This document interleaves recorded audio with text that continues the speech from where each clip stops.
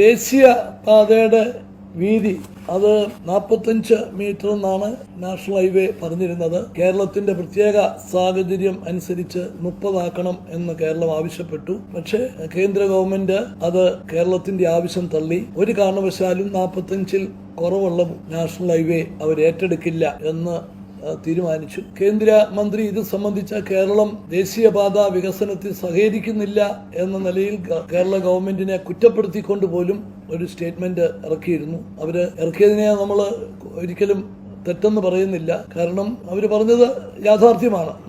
നമുക്ക് നമ്മുടേതായ ബുദ്ധിമുട്ടുകളുണ്ട്. പക്ഷേ അവര് 60 മീറ്ററാണ് അവരുടെ പൊതുവെ എടുക്കുന്ന സ്റ്റാൻഡേർഡ്. കേരളം പോലുള്ള ചില സംസ്ഥാനങ്ങൾക്ക് മാത്രമാണ് അവർ 45 എന്നുള്ള ഇളവ് പറഞ്ഞത്. അപ്പൊ അത് ഒരു കാരണവശാലും അംഗീകരിക്കാൻ പറ്റില്ല എന്ന് പറഞ്ഞു. ഞാൻ ഈ കഴിഞ്ഞ ആഴ്ച ഡൽഹിയിലെ പ്രധാനമന്ത്രി അടക്കമുള്ള നേതാക്കളെ കേന്ദ്രമന്ത്രിമാരെ കണ്ട അവസരത്തില് ഇതും ചർച്ചാ വിഷയമായി. പ്രധാനമന്ത്രിയോട് FACTയുടെ പാക്കേജിന് സഹായം തരണം എന്നാവശ്യപ്പെട്ടപ്പോൾ അതുമായി ബന്ധപ്പെട്ട് നമ്മുടെ സ്ഥലമെടുപ്പിന്റെ പ്രശ്നവും ഉയർന്നു വന്നു. നിങ്ങൾ എന്തുകൊണ്ടാണ് ഗ്യാസ് പൈപ്പ് ലൈൻ ഇട്ട് ഇതിന്റെ പ്രൊഡക്ഷൻ കോസ്റ്റ് കുറയ്ക്കാൻ സഹകരിക്കാത്തത് എന്ന് പ്രധാനമന്ത്രി ഇങ്ങോട്ട് ചോദിക്കുകയുണ്ടായി. അപ്പൊ ഈ